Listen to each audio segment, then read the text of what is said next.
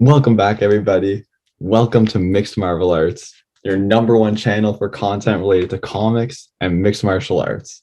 Today, we're going to be discussing the MMA Awards for 2021. We have a bunch of categories to go through, so I'll be giving my thoughts on these awards. And we're also being joined by a guest for the first time, the Judo Superhero. He's a big MMA fan and Marvel fan also. So let's get started with the awards. First category we're going to do is the knockout of the year. And there were a lot of good knockouts this year, but I'm going to go with, for this category, Yuri Prohaska versus Dominic Reyes. This was an amazing KO. Dominic Reyes is a very formidable opponent, and Yuri Prohaska just got an amazing KO, all with his elbows, and finished Dominic Reyes with a combination filled with elbows. And Dominic Reyes is a great opponent, so that's my KO of the year. What about you? I also am going to go with Yuri Prohaska versus Dominic Reyes. It was just a great fight, action-packed for the entire time, and Yuri Prohaska just finished it off with an insane KO. I was very surprised when it happened. I was in awe. Nice. Well, we don't know each other's picks for each of these categories, so we're going to be surprised as we keep going through. But for that first one, we had the same pick. Next category, we're going to do the submission of the year. And for this one, do you want to go first? Yeah, I'll go first. I'm going to go with Brandon Moreno versus Davison Figueiredo too. Pretty good. Yeah, just Moreno came in as a huge underdog. I did not expect him to win at all, and to do it so dominantly against Figueiredo with just a great submission that won him the title. Just a very great submission. Yeah. And Figueiredo, he was looking like he was going to be a pretty dominant champion before that fight. And Moreno kind of came out of nowhere with those title fights and gave Figueiredo a really tough test both times and just completely dominated him in the rematch. Yeah, I thought Figueiredo was going to be flyweight champion for a long time. Yeah, that was a really nice submission. Well, that's a pretty good pick. I had a different one for this. I picked Andre Muniz versus Jacare Souza. That was on the prelims of a pay-per-view card. And when you actually watch the clip, you could hear Jacare Souza's arm break. It was just insane. And Jacare Souza is one of the best jiu-jitsu, one of the most skilled martial artists at jiu-jitsu in the entire UFC. So to see him lose by getting submitted, especially in that fashion, was really just insane, considering all the people he has submitted in his career. And you could hear his arm crack, which was just brutal. So that's my submission of the year. Yeah, But now that was a great submission. Yeah, that one was pretty epic. And Jacare Souza hasn't even come back from that yet. But we'll see what happens next with his career. That was an awesome submission, though. So next category, we're going to go with the breakout fighter of the year. This one's really interesting. I have some honorable mentions also. But for this, I'm going to pick Alex Ferreira. He had a sensational debut at UFC 268. He KO'd his opponent in the second round with a flying knee. He has incredible kickboxing. He's already beaten Adesanya in kickboxing multiple times. So I think he really has a lot of potential in the UFC.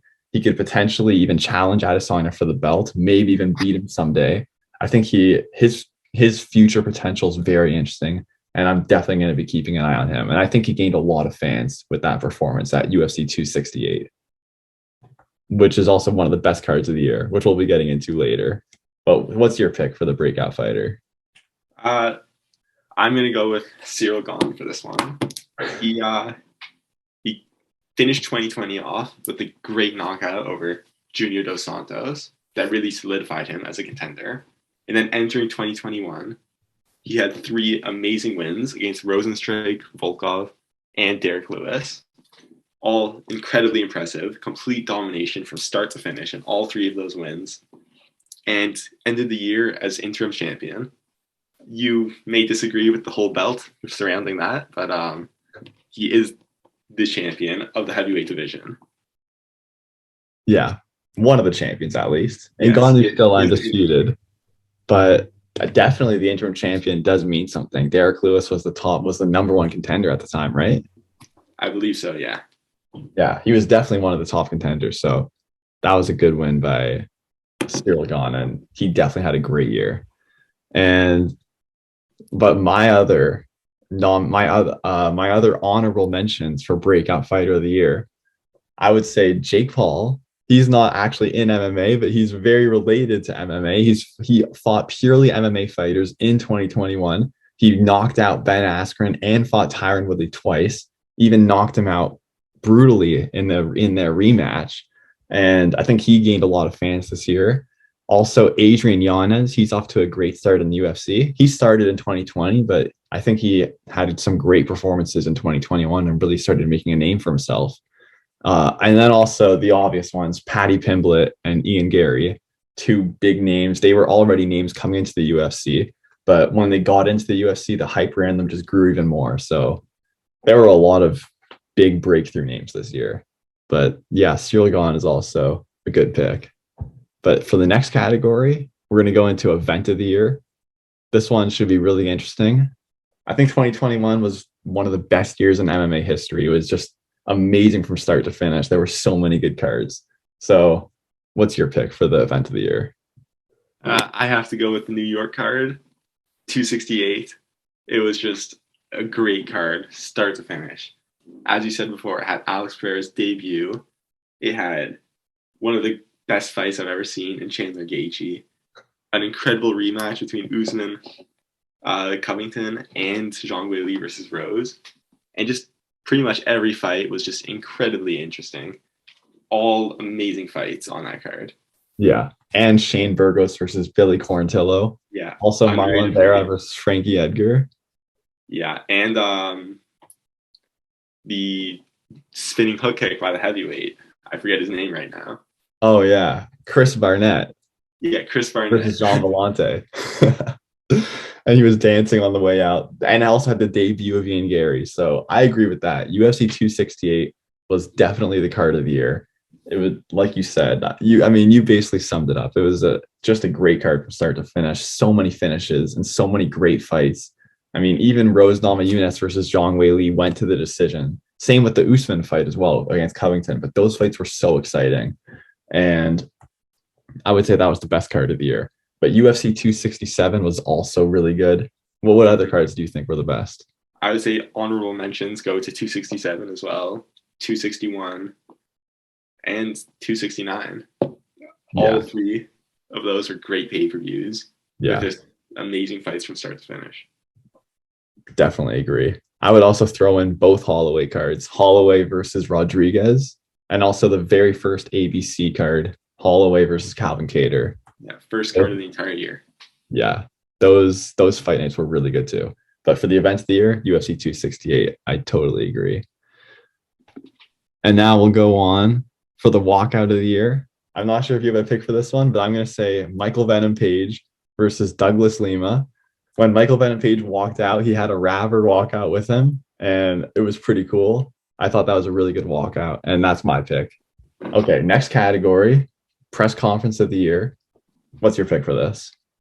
I have to go with 268 again. Just extremely entertaining press conference with Kobe Covington really shined throughout the entire thing. He had some great lines. So he just took over, in my opinion. Him and Usman. That great suit. Yeah. Usman and Covington really bring out the best in each other, especially during that press conference and the fights, of course. But they really had some great lines. Yeah, I agree with that. They had really good banter between each other. And it was also really cool how all the champions all of the higher ranked fighters were on the same side of the table, and they were all teammates. You had Gaethje, Rose, and Usman on the same side. And then the other side, you had Covington. And it was kind of like he was just going to war with the whole team. So that was really cool. And yeah, I agree with that. UFC 268 was my favorite press conference. It was really entertaining. Yeah, the dynamic between having all of Trevor Whitman's students on one side all together, just sticking up for each other the entire time. Yeah, that was pretty great. Do you have a pick for poster of the year? I do. What's your pick for that? All right. For poster of the year, I'm going to go with UFC 260 Ngannou versus Stipe #2. This poster, it really stood out to me when I was looking through all of them for 2021. A lot of the posters all look very similar, with just the main event fighters staring at each other, with co-main event fighters sometimes. But this one, it just looked different, and with Stipe in the background holding the belt, and then Ngannou in the center. I really like this poster. Yeah, that's an interesting pick. I think also a lot of the UFC posters look similar. And so for my pick for poster of the year, I went with Bellator. For Bellator 272, Sergio Pettis versus Kyoji Horiguchi. That poster was really cool. Felt a little bit bad for Sergio Pettis because he's not even on it. But you had Kyoji Horiguchi staring out, and the Statue of Liberty is there. And you just saw Kyoji Horiguchi's back looking out over the city and all the lights. And that was a really nice poster. So that's going to be my pick for poster of the year. I agree. That was a great poster. And for the next category, we're going to go into comeback fighter of the year. I'll go first for this one. I had Dominic Cruz as my comeback fighter of the year. Cruz was coming off his very first 2-fight losing streak of his career. He was coming off a loss to Cody Garbrandt in 2016, in late 2016. And then he also, in his next fight, had a loss against Henry Cejudo, his short notice title fight at Bantamweight. So Dominic Cruz was coming into 2021. And for me, going into his fight against Casey Kenny, I was not expecting much from Dominic Cruz. I thought, honestly, I was thinking that his best days might be behind him. And then he came out, had that split decision win over Casey Kenny, who's one of the contenders at Bantamweight. And it was a good test for Dominic Cruz to see where he's at. But even after that, it was tough to really know how good is Dominic Cruz at this stage of his career. And then he faced Pedro Munoz, who's one of the best bantamweights, in my opinion. He's extremely skilled. He's beaten a lot of the top guys. And Dominic Cruz just completely shut him down. He got dropped in the first round twice, came back from it, showed that he's still very durable.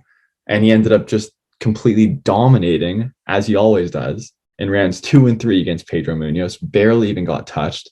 And now Dominic Cruz is a true bantamweight contender all over again, going on another title run. And so for me, Dominic Cruz is the comeback fighter of the year. Do you have a pick for comeback of the year?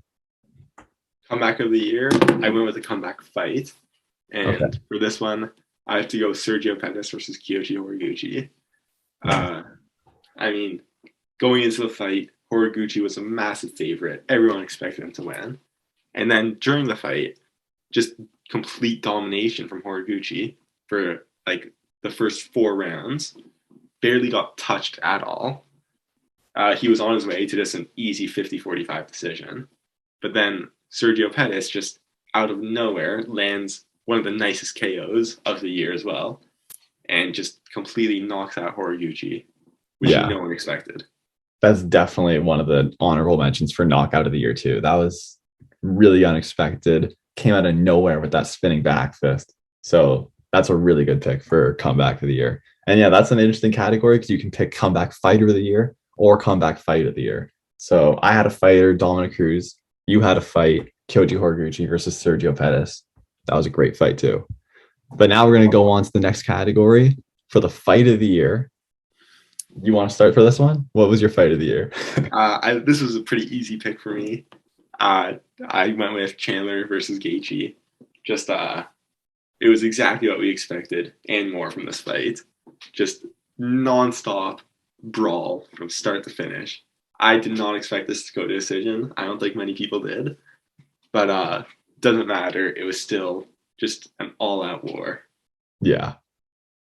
You know, that's not my pick for fight of the year. I had a different one, but that was definitely one of the best fights that I've ever seen.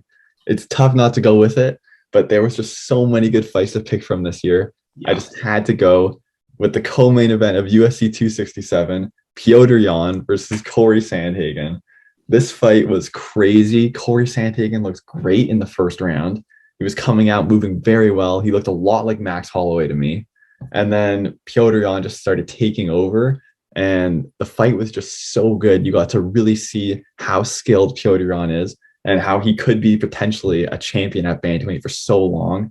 the skills from both sides of this fight was just amazing to watch. And this fight is so rewatchable to me. So I'm going with Petr Yan versus Corey Sandhagen for my fight of the year. Yeah, that was a great fight. I expected this to be Petr Yan's toughest test yet, and the fight completely delivered. And Sandhagen really took Peter to deep waters where he's never been before. Yeah, he did. And also, just to finish the fight off, Petr Yan then landed the spinning hooking kick that Sandhagen caught Marlon Moraes with. And it just shows how good Petr Yan is, and really makes you wonder who's going to give this guy a test, who's going to beat this guy. It looks like he's going to fight Aljamain Sterling next. And I mean, it's going to be really interesting to see what happens with Petr Yan in his upcoming fights. Yeah. So I can't wait for those. And now for the next category, the round of the year. For this one, I'll give my pick first. So my pick for round of the year, Max Holloway versus Calvin Kattar, round 5. This was just an absolute classic. This is the round where we got the amazing line when Max Holloway just went full Muhammad Ali on us and started yelling out, "I'm the best boxer in the UFC." It's tough to top that. I mean, I just couldn't even believe what I was watching when I was looking at this round. Max Holloway was just battering Calvin Kattar for 4 rounds. And then we're getting towards the end of the fight, and he just continues with this unbelievable performance, and then starts yelling to the commentary team that he's the best boxer. Then he starts even mentioning interviews Calvin Kattar had pre-fight by telling Calvin Kattar, "You picked on the wrong freshman," because Calvin Kattar was calling Holloway a freshman leading into this fight because he's older than Holloway. He was saying, "I'm like the senior, he's like the freshman." And that was just an unbelievable moment. Great round, so much excitement in it. And Calvin Kattar got to show his heart. Unfortunately, he took a lot of damage, but Max Holloway, his technique was amazing, and he was close to finishing Kattar on multiple occasions. So that's my round of the year. What's your pick for round of the year? For round of the year, I'm going to stay in the featherweight division with Volkanovski versus Ortega, round number 3. This was a great round. You had Volkanovski beating Ortega for the first 2 rounds, and out of nowhere, Ortega drops Volkanovski and then goes straight into a submission, which everyone, I think, was expecting Volkanovski to either go out or tap, but somehow he manages to survive it. Gets caught in a second submission by Triangle. He still survives somehow, and then ends the round on top, ground and pound against Ortega, and just a great round overall. Yeah, that was a really good round, and we could potentially even be seeing Volkanovski fight Holloway next. Our 2 picks for round of the year. But man, that round was incredible. And did you think that Volkanovski was gonna? Do you think that was gonna be the end of the fight there when Ortega got Volkanovski? I think I was so sure he was gonna go out, but I don't know how he got out of both of those chokes. Just incredible to see. Yeah. For somebody even just to be on the ground with Ortega and survive is an accomplishment, but to get caught in a submission. He was even beating Ortega on the ground at some points. Yeah. Yeah, but his ground and pound was just vicious in that fight. And then to survive actual submission attempts by Ortega that were actually locked in. That's just unbelievable. From one of the best jiu-jitsu specialists in the entire UFC. Yeah, that was one of the best rounds of the year, definitely. Those are some good picks so far. But now we're going to get on to the 2 most important categories of the year, in my opinion. These are our final 2 picks. So female fighter of the year. Who are you going to pick for this one?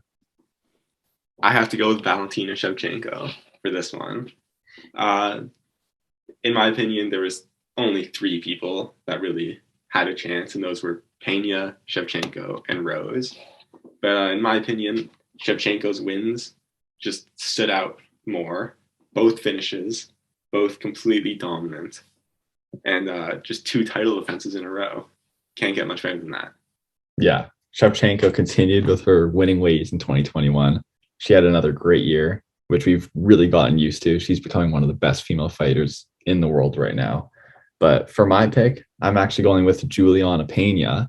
She also had 2 wins, not both title fights. She beat Sarah McMahon in her first fight, which was definitely a good name to have on your resume.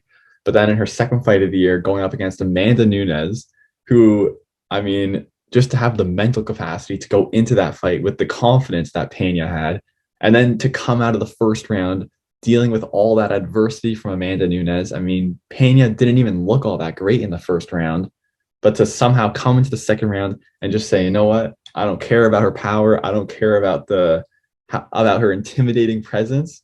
She just went out there and started an absolute brawl with Nunes, who she has been undefeated for years. Her last loss was to Kat Zingano at UFC 178.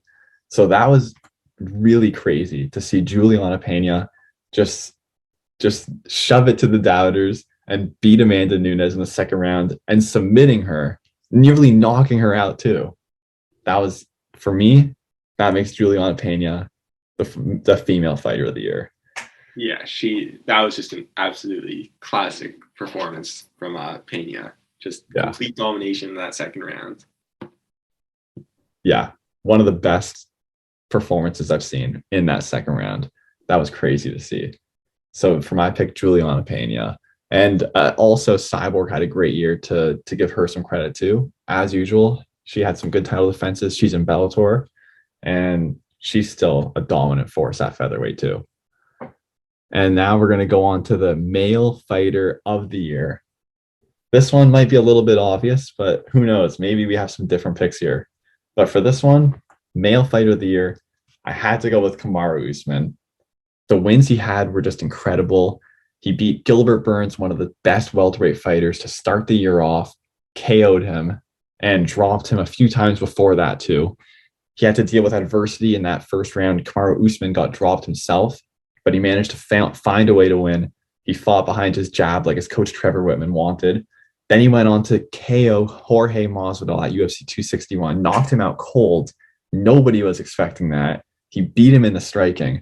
So that was another great win. And then he had his third title defense of the year against Colby Covington. That was also a close fight. Some people scored it for Covington, but I do think Kamaru Usman won that fight. He's becoming a real force at welterweight. I mean, he's becoming a dominant champion. I would have him as the second greatest welterweight champion of all time at this point in his career. And he's not even done yet. So he's my fighter of the year. Going 3-0 in a year is a really big accomplishment, but doing all three in title fights, so having 3 title defenses in a calendar year, you don't see that very often in the UFC. So Kamaru Usman is my fighter of the year. Who's your pick? Yeah, I'm going to go with Kamaru Usman as well for this.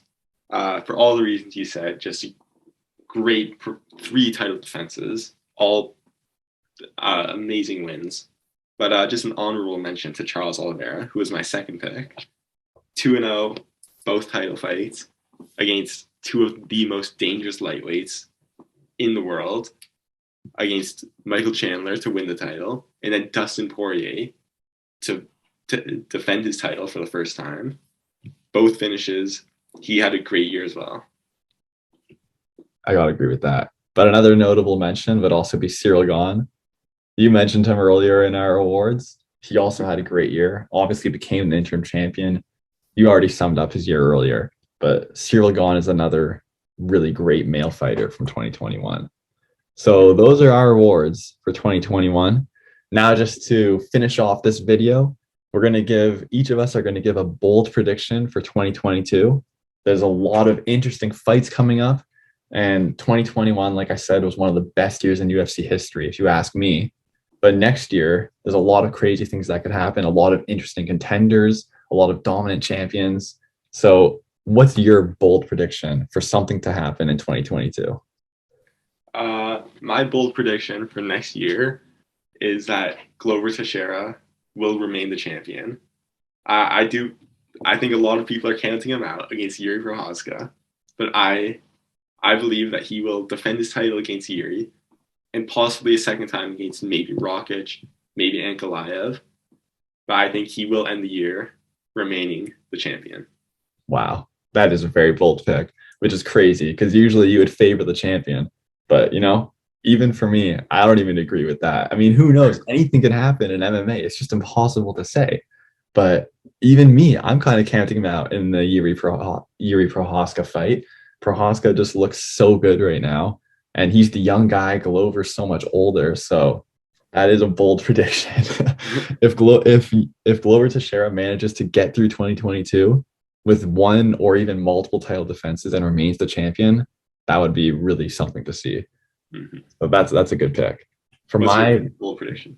For my prediction for 2022, I was talking about Kamaru Usman earlier. He's a dominant champion, but for my prediction, I do not think Kamaru Usman will be the welterweight champion by the end of 2022. I don't think he'll be the number one pound for pound fighter anymore.